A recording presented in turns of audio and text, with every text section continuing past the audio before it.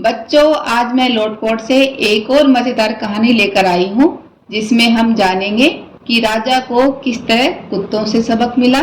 तो हमारी कहानी का नाम भी है राजा को मिला कुत्तों से सबक।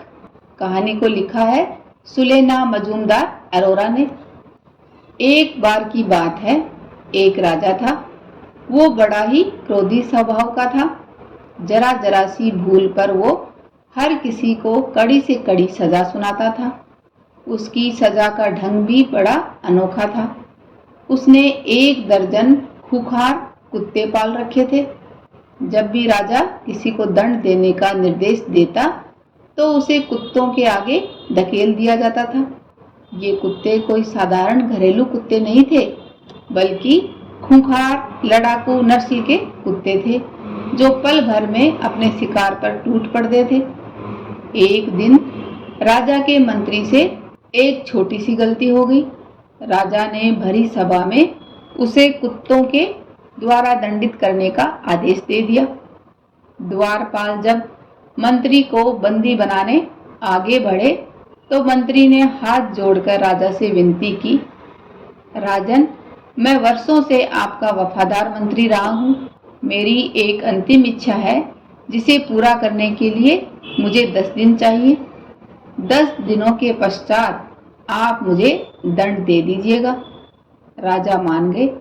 ठीक 10 दिनों के बाद राजा के आदेश पर मंत्री को फिर से राजा के सामने लाया गया। राजा ने जैसे ही संकेत दिया, खूंखार कुत्तों को मंत्री पर छोड़ दिया गया। लेकिन तभी एक ऐसा चमत्कार हुआ जिसे देखकर राजा और वहां उपस्थित सभी दंग रह गए।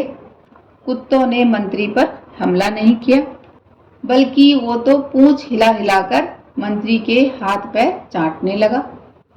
राजा चकित रह गए और उसने मंत्री से पूछा, आपने क्या जादू कर दिया? ये कुत्ते आप पर हमला करने के बजाय आपके साथ क्यों खेल रहे हैं? मंत्री की आंखें भर आई।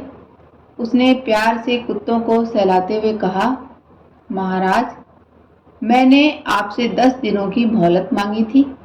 इन 10 दिनों में मैंने इन कुत्तों से दोस्ती कर ली और उनकी खूब सेवा की।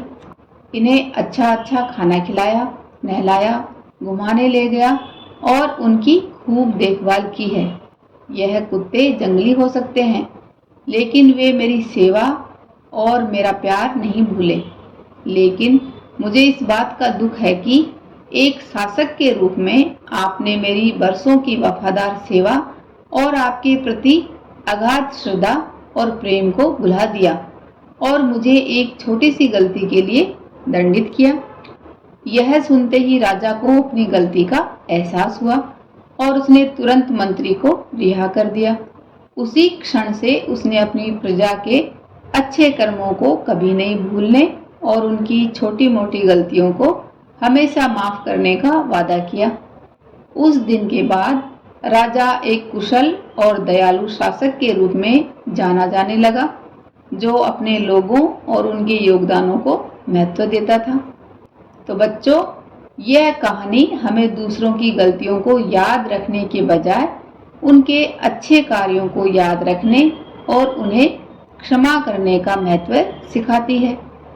यह हमें याद दिलाता है कि प्रेम और दया से क्रूरतम जीवों को भी वश में किया जा सकता है, और ये कि थोड़ी सी करुणा हर रिश्ते को मजबूत और स्थायी बनाता है। बच्चों, ऐसी ही मजेदार और ज्ञानवर्धक कहानियाँ सुनने के लिए आप मेरा चैनल सब्सक्राइब, लाइक व अपने दोस्तों के साथ शेयर करना ना भूलें। धन्यवाद।